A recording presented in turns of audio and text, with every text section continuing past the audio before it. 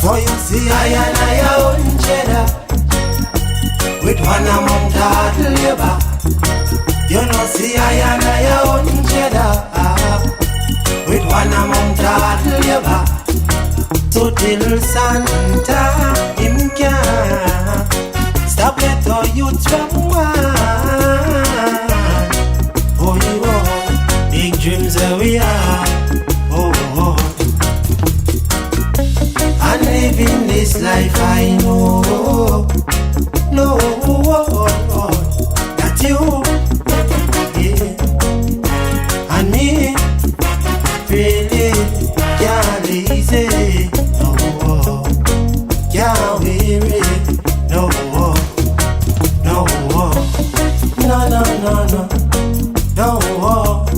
Jah know, you can't stop the flow, just let the children go. Want every youth put on their thinking cap. No more time to laugh. Keep learning the fact. The poor and the flat has been brainwashed, adhering to a heart. The leaders them chat, just like that, them falling at the trap. But you see I and I own cheddar with one amount of hard labor. You know see I and I own cheddar with one amount of hard labor. So till Santa him can stop get our youths from one. Oh you know, big dreams that we have. Oh, but I'ma make it, yeah. Youths born for greatness, yeah. So you see I and I own cheddar with one amount of hard labor. You know see I and I own cheddar with one amount of hard labor. So till Santa him can stop get our youths from one.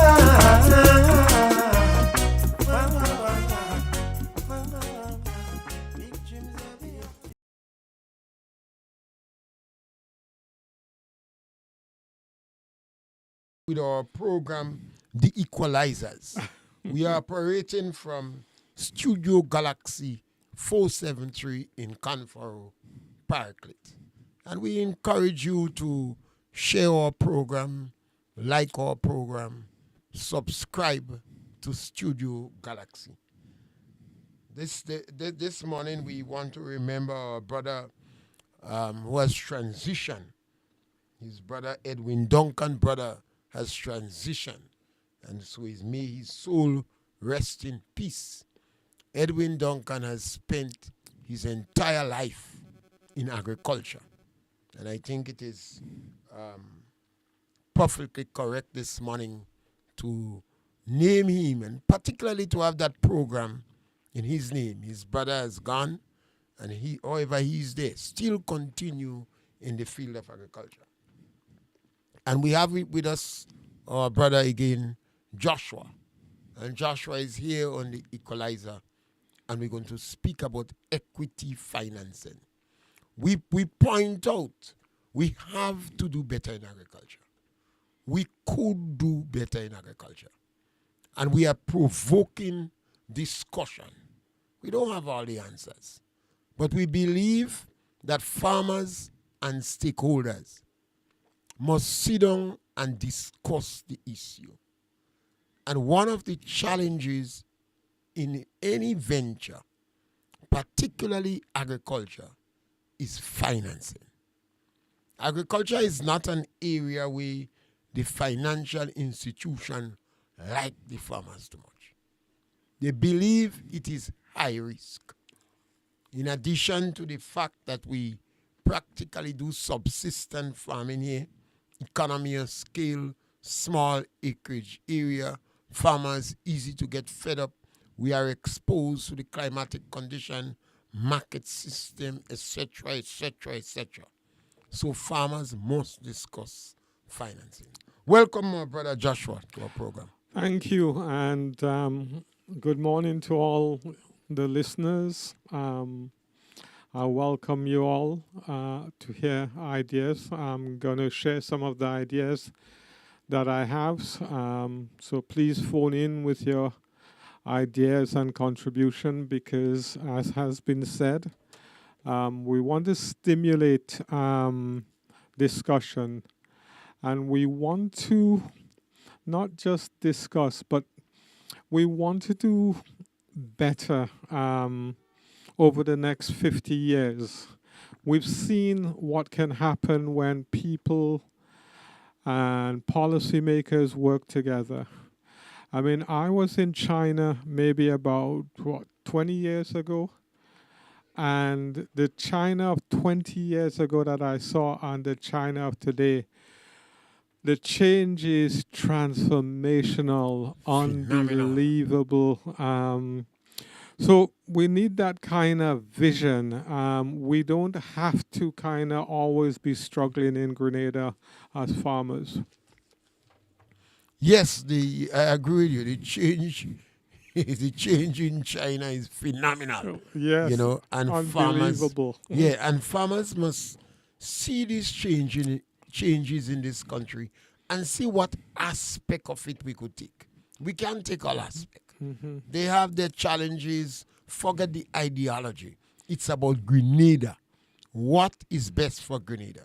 I think the Chinese have a saying, it's not a black cat or a white cat, but a cat that's holding rat. We sometimes preoccupy with the ideology, Yes. you know, rather than what we could take from China, what we could take from the United States, what we could take from Cuba, what we could take from America, how we could sit down and discuss this issue and come up with a program for ourselves. Remember, the number to call this morning is 410. We have the challenge. They just announced the number.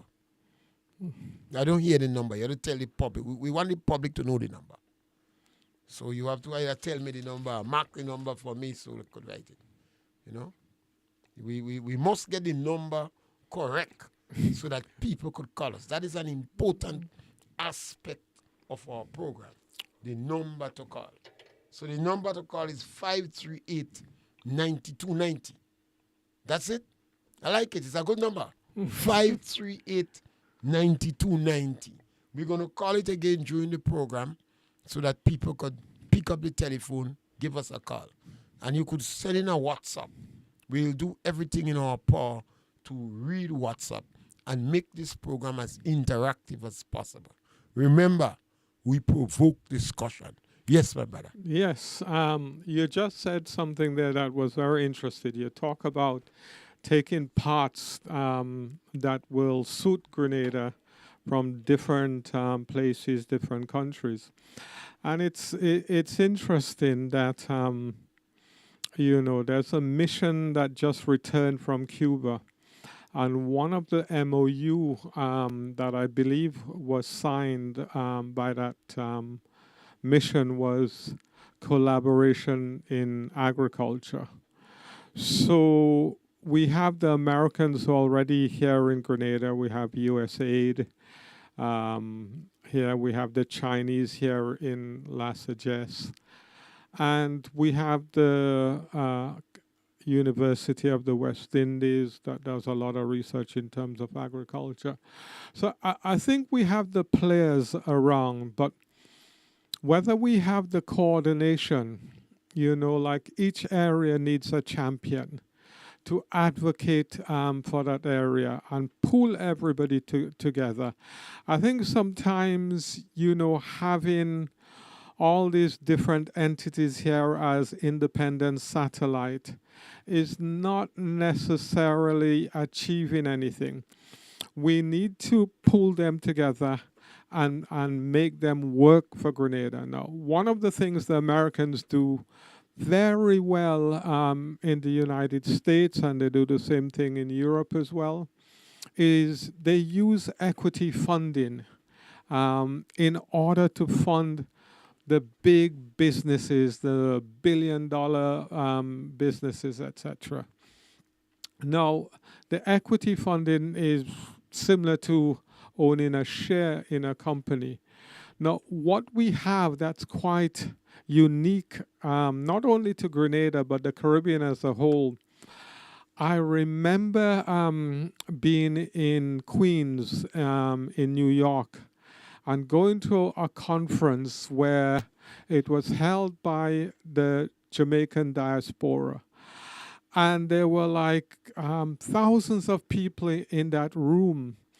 And all of them were itching to invest in Jamaica, whether into the bank or whether buying a property, etc.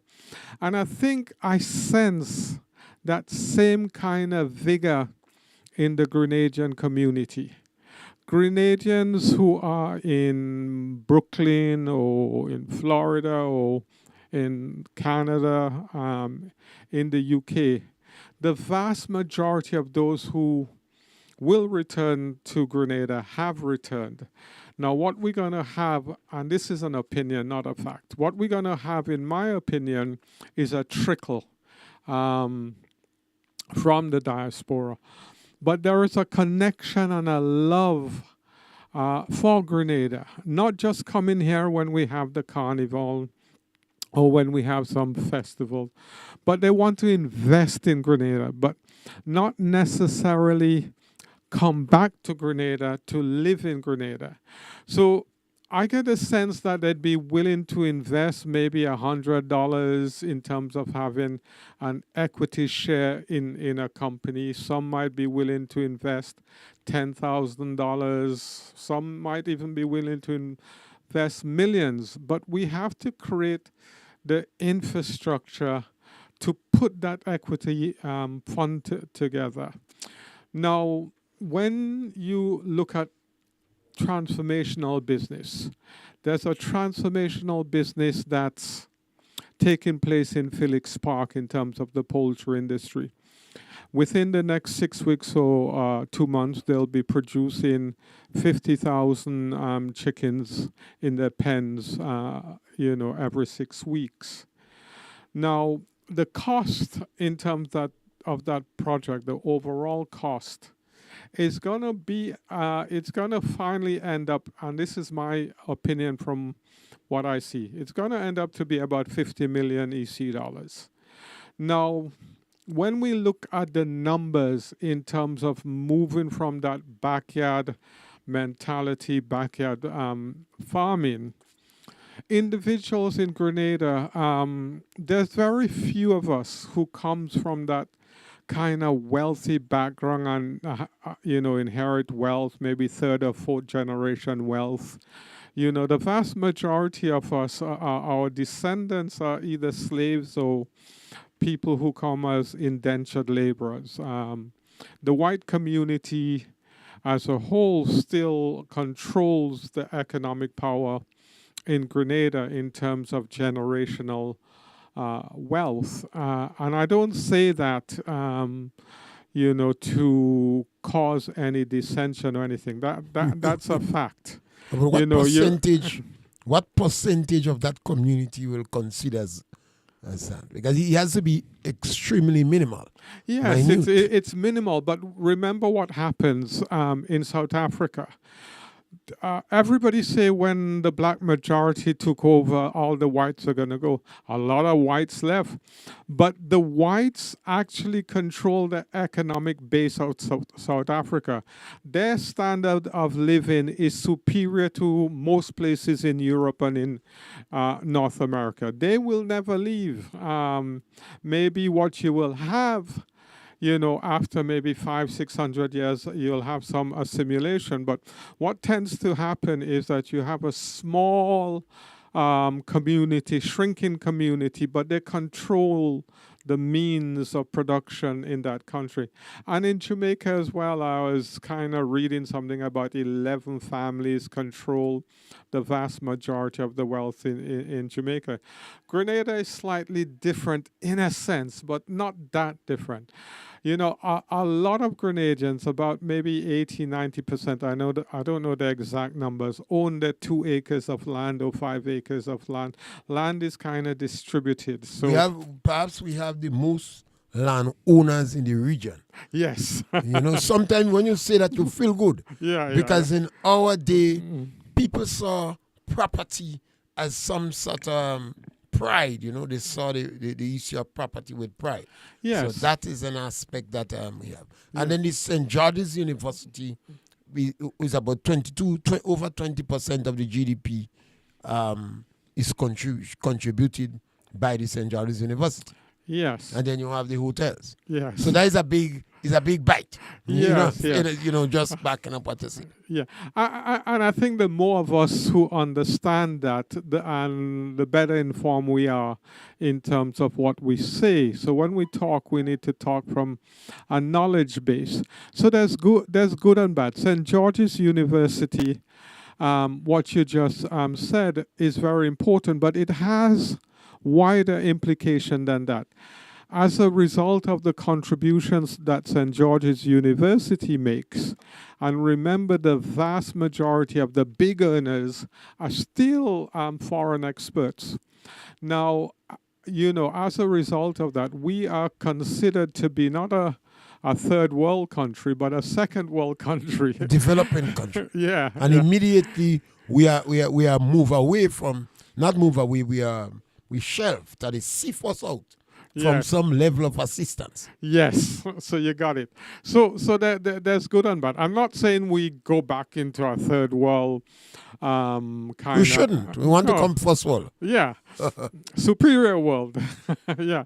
Now, there are pros and cons. And once you start having these kinds of debate, there are implications. So straight away I'm thinking, the financial institutions that are helping country, are they really helping, or are they forcing country to remain third world so they could get concessionary loans? Shouldn't the system be rewarding progress? Shouldn't, as a second world country, as we are considered to be, shouldn't we then kind of get the same concessionary loans, or even better, to continue the development? So this kind of argument has many, many sides to it, and sometimes we only focus on one side. Recently, I've been listening to the Barbadian Prime Minister, and that lady is phenomenal. She's like a warrior for the Caribbean as I've never seen before. She's not frightened to say what the issues are and to, set out an agenda to change it. And I think, she gives a lot of courage when I listen to her. But I think what Mr. Pierre says is so important. We in Grenada have to find a way that suits us, that brings us forward. That is so critically important, and everybody has a bit of the answer. It's not just one-man dictatorship who's going to take us out of this. I firmly believe the days where you have like people who can do major businesses in Grenada, are shrinking because the quantum of money that's required these days, you have to operate as groups. You have to look at the international financial systems and see what works in the system and see what part of it we can adopt in Grenada. And I really believe that the driver to a part of Grenada is the diaspora, as well as, the people who are home, who want to invest in Grenada, but are not sure what to invest. And they don't necessarily want to go and start a business and, working from 12 to 12. A lot of people have funding. And if they know that they could invest a small amount to an equity fund, and that equity fund will grow and give them a little return, I think they would be more than happy to do that, the people who are home. But the people in the diaspora, I think they have a yearning for that connection, with Grenada, to do something that contributes towards the development of Grenada. And, I was talking to somebody recently about the cooperative bank, and I was reminding them that the people who started the co-op bank didn't even go to high school, some of them. I know, Ralph Bowler, Bowler. for example, from Grenville, and Steele, and quite a few others, Abel Downs. These men and them, they had a vision and they put their penny together. The Co-op Bank was the penny bank. That was what it was known as. Today, the Co-op Bank, 50 years later, is the biggest bank in Grenada. That is phenomenal achievement by Grenadians. But a lot of Grenadians don't know that. They don't know that. They believe perhaps it's some intellectual genius. Yeah. You see, our forefathers wanted to control the factors of production. Yes. So they had labor and they had capital. So they send their best sons to get initiative. In the meantime, they say, let's start the financing for them. Yes, yes. That is such a great achievement, that cooperative bank. It's unbelievable. And I think sometimes in this modern era, 2024, because the cooperative bank has become so big, people who are young people today, find it hard to believe is, men with little education but a big vision who did that, At the time, it was helped because we had the banana industry going, and a lot of the banana people could have gotten a loan from the Co-op Bank. Not so easy these days. I mean, I think as banks become more successful, it becomes harder to kind of, get loans from them. Maybe as they get bigger, they ignore the little man. I think this is because, you see, if you continue to believe and have confidence and encourage the little man, one cocoa full in a lot of basket. Yes. But as they get bigger, they feel the little man is a waste of time. Yeah. And that's sad. Yeah. Unfortunate. Yeah, it's unfortunate, but I'm not sure. I think what happens as well sometimes, what I've seen, having come from many institutions, is that people who come out and from university highly educated, sometimes they restrict what has made the bank successful. So they put all kind of things that they learn in terms of policy, etc. And they don't really analyze what has made us successful, what works. So, policies become detached from the reality and the experience that has created the bank. And after a while, the little farmer whose bank it was, they can't even walk in front They the can't bank. enter the bank. Yeah, or they're not even invited to the Christmas party, or No. And that is one of that would be one of the shockers and the great disappointment of our forefathers, because they send their sons and daughters to get tertiary education to come back with initiative. Yes. But when they come back, they become regurgitators. They no longer think. They become practically agents of the multinational corporation, and they sort of come cannibalistic. They kind of stunt the growth of the very foundation and the objective that they went to study for. That's a hard truth to digest, but if you really analyze these things, there's a lot of truth to what you're saying. People regurgitating systems rather than making systems better, making systems more inclusive. It's something I've seen, I've experienced, and it's unfortunate. And I always say to people, why don't you use your power to do good? Why do you use your power to restrict and oppress? Why don't you move away from that concept? If I allow the door to be open wide, there'll be less for me. That kind of mentality I try to discourage within people, but I see it as being so paramount, so prominent, that sometimes it feels like if it's unshakable, that we, put sergeant major in charge of things that we should have thinkers in charge of. Instead of us having generals who are shaping and developing strategies, we have people who are blockers. They create inhibitors for nobody else to come in.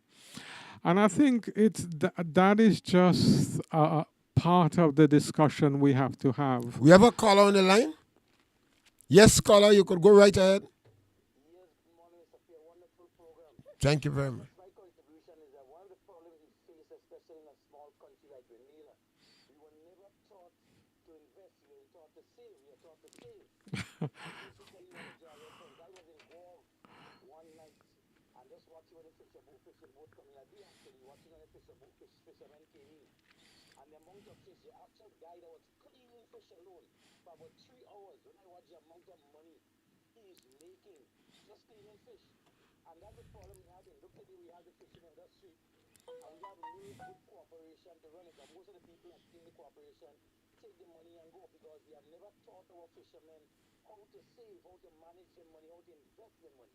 Same thing happens in agriculture. Every farmer wants to do their own thing. I remember when the weeks to come, they do farming. And when the farmers sell your stuff to the vendors, and you say, okay, you're selling $1 a pound for okra. And in the past in town, like you see the farmers said, the vendors selling the okra, $5 a package. They realized they could make no money. But I did a quantity, but the vendor had to stay in town there, buy water to drink, get food to eat, and they come package this amount of things you give them to sell. So the problem we're facing, especially with the farmers and the fishermen, is that we were never taught as small island people to invest money. Right now, the banks, that's why the people that in Grenada have money, not just the white and the black. They actually people in Grenada here, ordinary people, have millions of dollars in the bank. And the bank are charging them an interest every month because the money is not current, it's not running. It is just because the people tell you, work for $5, make sure you save something for when you're dead to buy a coffin. The question is, we must teach our farmers how to invest.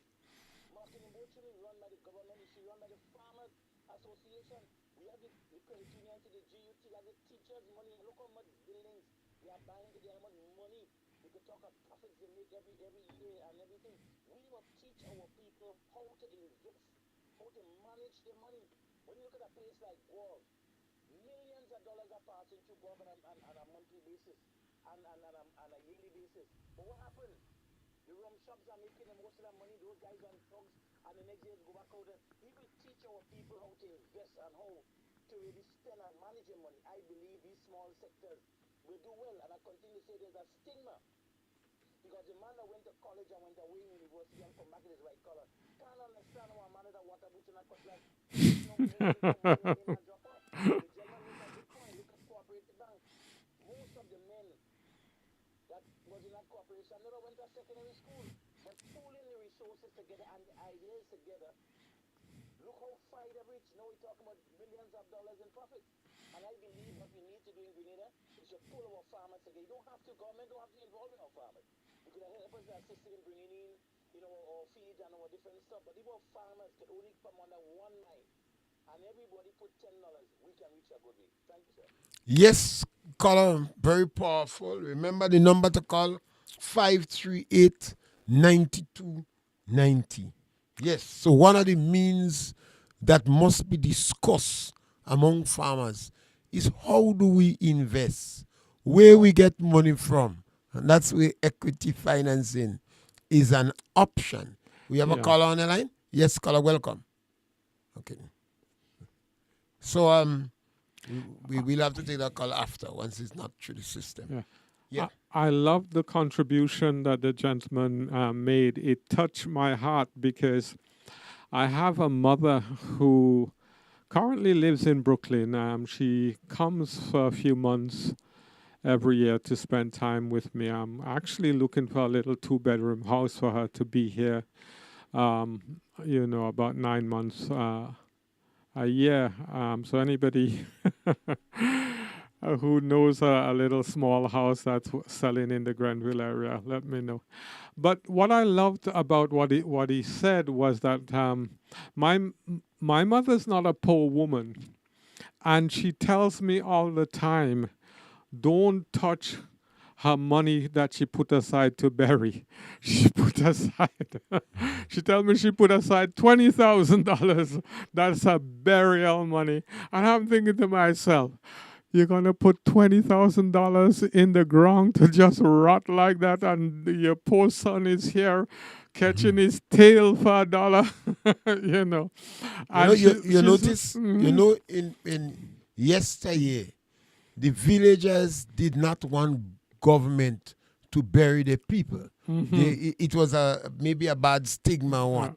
So when somebody died in the village and had no one to take care of them and so, the villagers would come together and bury them. Because it was a sort of pride. We don't want no proper burial in our community. Yeah. So a lot of them have this mentality. Yeah, she has that. And my mother, if you're listening, I love you to death, really. But one of the things that has been on my mind for about maybe a year or more is that whole Guam situation. Everything the gentleman said, you know, I agree with. I think the education system have to have financial education in the curriculum. But why St. John is on my heart and heavy heart so much is because there's an estate called Douglaston. And I understand it's like 600 acres. And I understand that it borders the sea and it has rivers and all kind of thing running through it. And I say to myself, this is a heavy thing to buy. I think they want about 12 million. I'm not sure how much, so don't take my word for it. And I was thinking, this is a wonderful project for an equity fund from the diaspora to purchase and to be managed in Grenada and to, you know, help with the transformation of Grenada. You know, this is what coming together does, you know.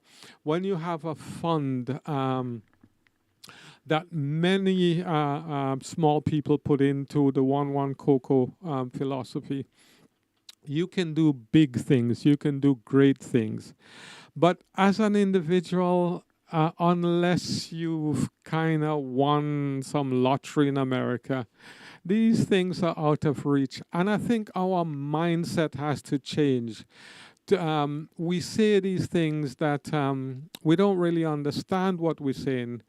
You know, and often I hear people saying, well, if you want to go far, you know, go with many. If you just want to go a little distance, go on your own.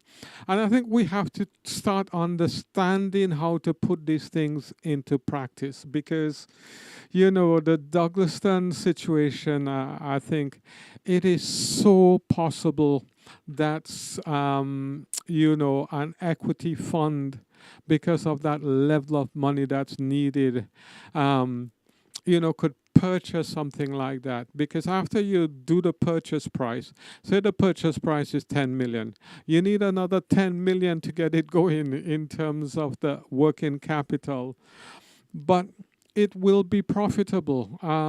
We talk about the importance of food, how important food is. And a lot of people have been complaining about the Arabs, how they're buying up all the land in Africa. But the Arabs realize that food is something that's critical. And where you're going to grow it, you know. In Singapore, they're growing it in the air. They have these big buildings and they're doing their farming in these big buildings, vertical integration. The Arabs are going for Africa. They're going for the land. Everybody is going for Africa. Everybody in the world is going for Africa. Perhaps except Africa. No, but the African countries, I mean, a lot of them, I have admiration. Some of them seems to waking up. Yeah. There's an awakening going on in Africa. But for 1,000 years, Africa has been there for the ravishing. Yeah. Yeah, it's unfortunate, but there's a guy in Ghana. I can't remember his name, but when he talks about strategic moves, you can see there's a change in Africa. You know, when he talks about secondary processing, what made Europe rich and why can't they do it in God? I think there's an awakening, and, you know, and part of the awakening that's taken place, a lot of people want to do things and want to get it 100% correct the first time. What they don't realize is that perfection, if there's such a thing, goes through a lot of processes before you get there, because we're a critical society. The vast majority tend to be very critical. As soon as things are not going right psychologically, we have a tendency to turn against each other rather than the traditional business concept, which is let's kind of step back, let's analyze what it is that's going wrong, let's fix it, and let's move forward. I see a mentality, once you start going wrong, the next thing is get your cutlass out, get your knife out, get your gun out, and kill each other. Yeah, but maybe we need to constantly have more discussion so people would understand the benefits of it, and they'll be more ready to accept individuals. Because in the diaspora, obviously we would have a lot of people that wants to invest in our country, but don't want to come in the country. Absolutely. And live. Yeah. They want to live in New York, Frankfurt, England, but they want to have that's where the navel string is, and they have some discretionary income. Yeah, they have a strong connection to Grenada. They want to make a contribution to Grenada. And I'm not talking about building a house or billions of dollars. They want to send that $200 and buy their share and know that they have that. They want to show off, listen, I have my certificate for this equity fund in Grenada to other Grenadians. You buy anything in Grenada, don't tell me. I've heard them arguing, in Brooklyn about Grenada back and forth. And so that discussion must take place, and we must also, I think this is a sad part. Sometimes you want to have a discussion again and don't talk about education, because education is a kettle of fish for itself. Yes. But it appears that the new breed, the new generation that coming from our institution seems not to care much about investment. And that's supposed to be the fire, the driving force in the investment. Yeah, investment. The system we live in requires investment. The system we live in requires private-public partnership. Without an understanding about investment, we're not going anywhere. We just regurgitating old things. One of the things we need that I been really missing is our intellectuals. We need papers on investment. We need discussion on investment. We need the curriculum in the schools, to have investment. Now, I'm an investor, but when I went to school, I took a commerce class. And in the commerce class, we always have to have a business project. We started a school tuck shop. This is years and years ago. And that tuck shop is still flourishing in the school today. You learn the simple principles, when you're young. And that's why, I used to see a lot of kind of silly talk about Indians and business, But the Indian child in the UK often had to be slave labor for the parents in the shops. Whether they like it or not, they learn business, We must learn to invest. We must learn business. And we must encourage and support, and also understand that in business there are times when you make losses. But overall, you'll make so much more than the losses. So obviously the discussion must take place. I think there is some group of people, I don't absolutely certain if it's the Jews or who, but they have a culture that every $10 you get, you could spend 5 for living and etc. But 1 must go for saving, 1 for charity, and 3 for investment. Right. one for saving, one for charity, because he must give charity, but 3 for investment. Perhaps if we start to adopt some culture, I say if something good, take it. I don't care whether it's from America, China, or Iran. If it is good, incorporate what is good in your culture. Yes. Yes. Because you find the Jews, and you must talk about the Jews. Right now, both of them, the Jews and the Muslim, not behaving in the Middle East, and they challenging the world legality, morality, and all sorts of right. But you must take from them. The Jews, about 15 million people is about the core Jews. 25 million if you extend it. They have won the world, how you call it, laureate prize or something like for literature. 25% of the time. Wow. 0.2% or 2% of the world population win the prize for literature 25% of the time. Phenomenal. We sit down here in Grenada, and if you look at all the businesses in Grenada, look at in your community, see how much children supporting the parents of family business. Perhaps 1% with a mouth stretched long. Not willingly. So we do not have this type of generational businessmen and generational wealth. And we have to do something about it. Yeah.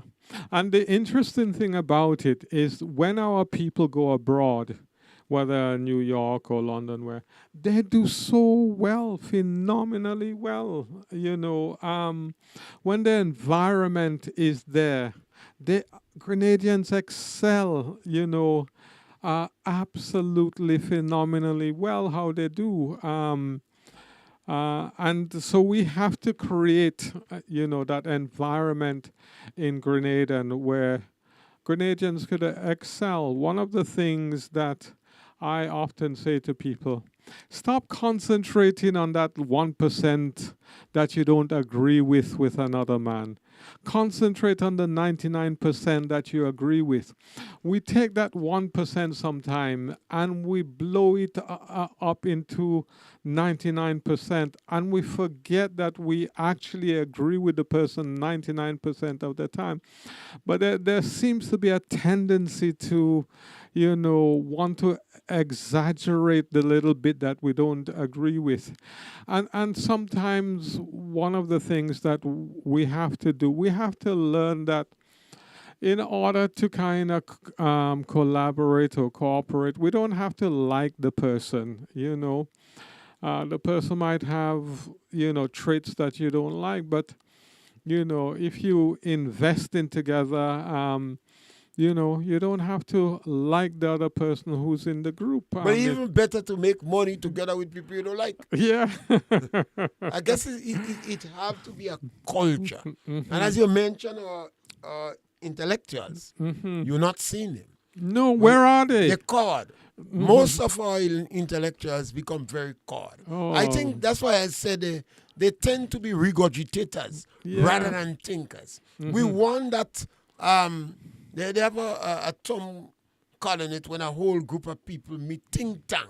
Yeah. We need this think tank to get going. We need this exchange of ideas. It's funny you should say that, because one of the things when Peter David was Minister of Agriculture, one of the things that was recommended to him by a number of people, including myself, was that he should have a think tank for agriculture, because agriculture has so many different facets to it and requires such a coordinated approach to move it forward. And I believe that he did put together a group of people to help him with agriculture. But that think tank should not be party political. The think tank should be, the people who have the expertise, who into nation building, who wants to see our nation go forward, strive our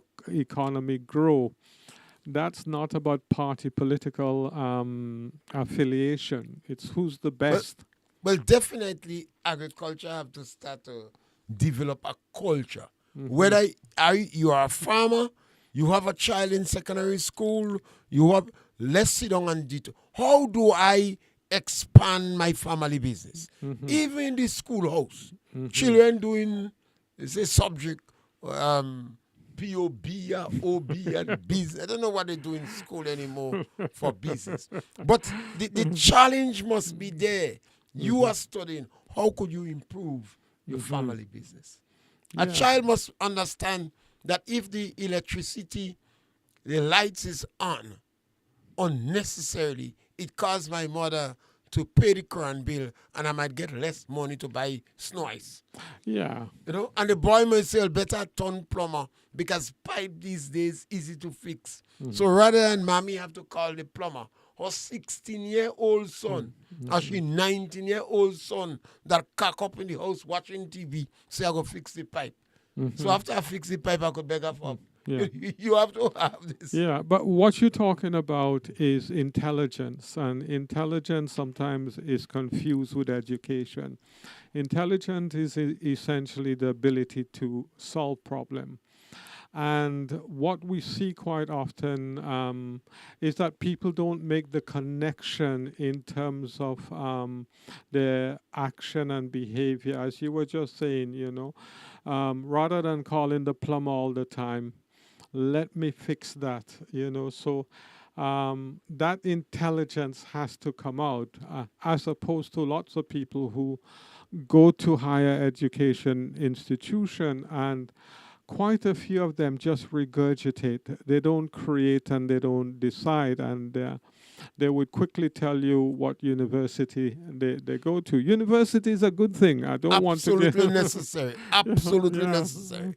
But we want more thinkers coming out of these institutions.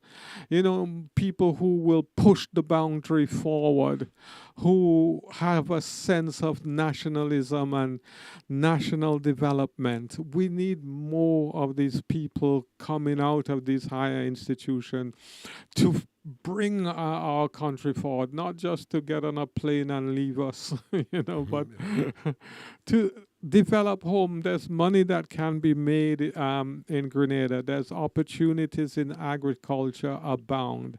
I've talked about it before, where you have to link agriculture and tourism, because 85 or 95% of the funds that go into tourism just leaks out of Grenada. We need money retention in Grenada. We need money circulation in Grenada. And those people who come and do their CBI investment with the hotels and all the rest of it, I think we have to do a better job with them. If they're going to be Grenadian passport, there must be a development and an investment in Grenada and Grenada people. There has to be. The greatest investment that a country can make is in its people. And I think, one of the criticism that's been leveled at politicians is that they've not invested enough in the people.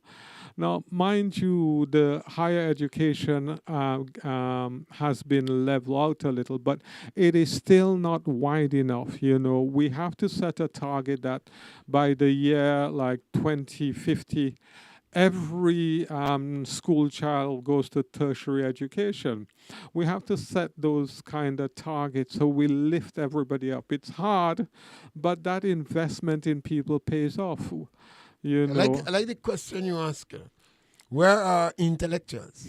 Because you see, John Compton from St. Lucia, he challenged the University of the West Indies.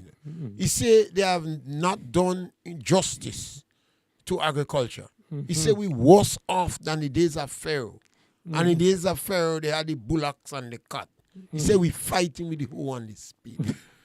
And I mean, sometimes, the politician are the rhetoric and the pomp and the palatability with what he says. Yeah. But you could ask the question now, how did the University of the West Indies or tertiary educated people help us in nutmeg, help us in cocoa, help us in sauce, help us in fish, help us with honey, help us with flowers, help us with shrimp. Because they are well, we have people that are well qualified. Yeah, yeah. And I've heard one of them talk about nutmeg. Doctor, I can't remember his name. I think he's in charge of one of the government projects. I just can't remember his name at the moment. But he has a PhD, and he did his PhD, I think, on nutmeg or GCNA or something. Is he producing nutmeg? Is he involved? Is he Well, no, I believe, making nutmeg rum or nutmeg wine? I think he was the European ambassador for Grenada at one point. Yeah, and now he's running a project with young people in terms of employment, education, and innovation. He's a good guy. I think I was in a discussion with Salim, the ones who sell roti, and he was a farmer. Yes, I know Salim. Went to a session in India, and this farmer had his son have a PhD, but the son decided to come back and work on the farmer's farm. That is a kind of practicalizing your certification. Yes, I love that. Or you have the think tank going on, and you hear a man is a manager in a bank, and he discussing finances in the village. Yeah, but they hiding you can't find. Where's our intellectual? Yeah, I think we have to put out a SOS. SOS Mayday. Intellectuals wanted in Confero. We want discussion on business management. Yeah. Perhaps we need to do. We need that. But the other thing as well is that you have to have an environment that supports those people and rewards them as well and encourages them to stay. I mean, I remember listening to Nazim Burke once, many years ago. I mean, and Nazim was saying, like, when you do your MBA in business, and you get your scholarship and you come back to Grenada, the first thing you're doing is you're looking for a government job. Whereas the Indians, when they get their MBA, they're looking to start 1, 2, 3, 4 businesses, and they just into the business. That's why I normally call some of our intellectuals say they are just regurgitators. Yeah. They speak English more than the British. They dress up nice and they're afraid to work. They're lazy. Yeah. We have to reach this stage where we challenge them. Because your master's degree, BA could turn big ass and MA could be more. Because you have to remember that government invested money in you. Raw, hard cash. Money that they perhaps could have invested in the schools and the secondary. They put it in you with a view that you're going to come back and act as a catalyst to propel the man on the ground. Yeah. So if you run away, I consider you as a bandit, I believe that government must put a ban, 20 years ban, on anybody that give a training more than a secondary school. Yeah, I would say maybe 10 years. 20 is a bit much. But I saw a situation when I was working closely in the poultry industry.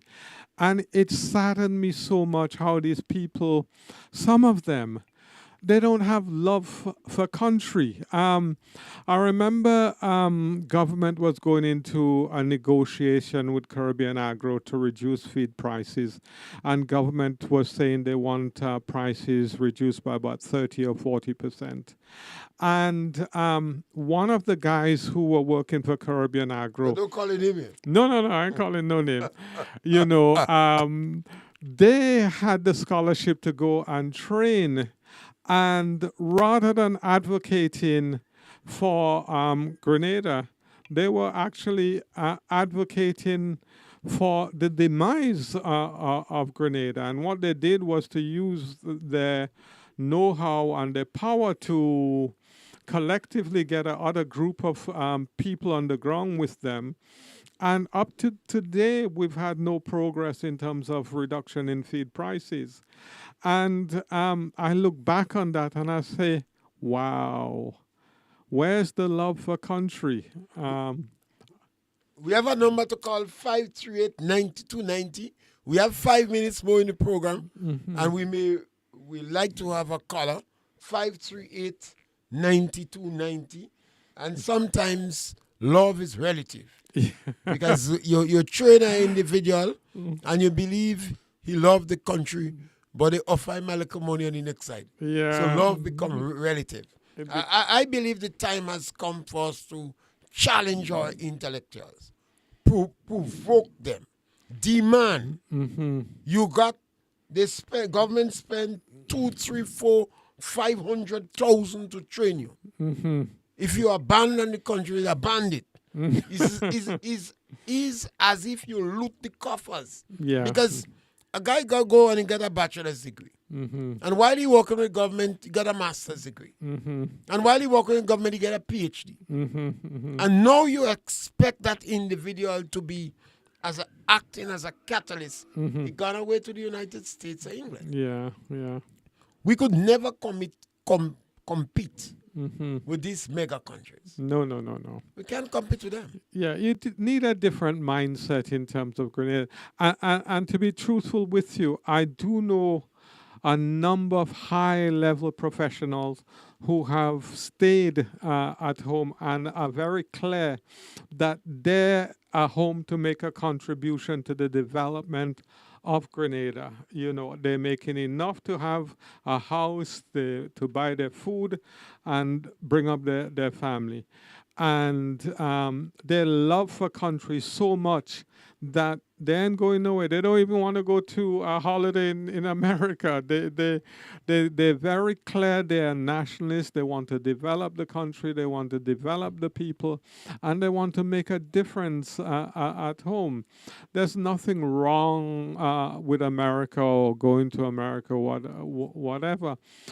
But there must be a love. All that you see that you love so much in England and in America, you know, these are not your country.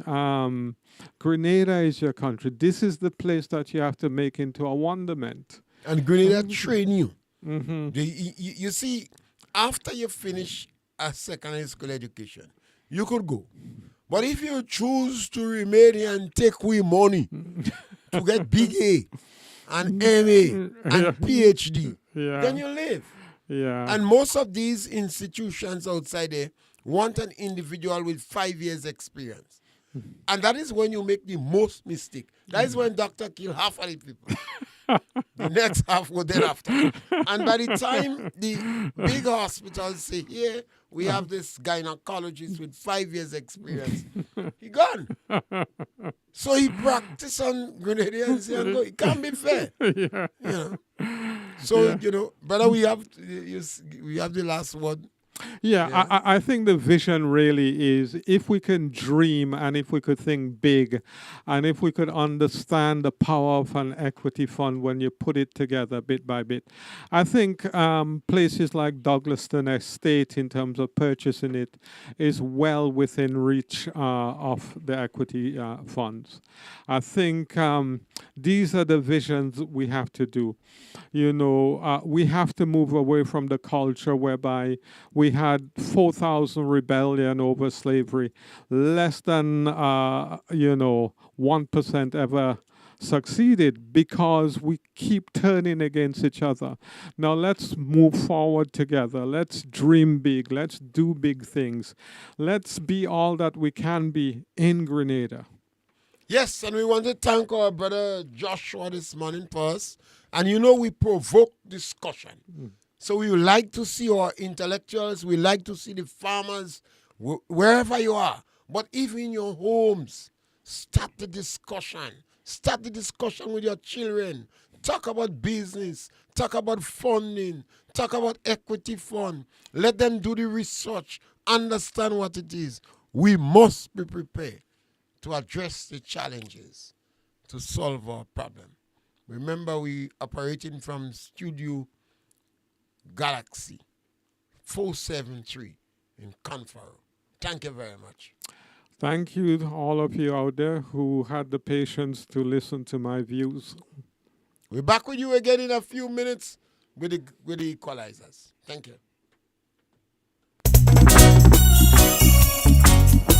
Say whoa, whoa, whoa, whoa, whoa. Say whoa, whoa, whoa, whoa, whoa. Ready now, me ready now. A time to share, a time to care, a time to happy. But the whole year just went and you forgot it. Too much disguising on your love. I know I come tell the eye, but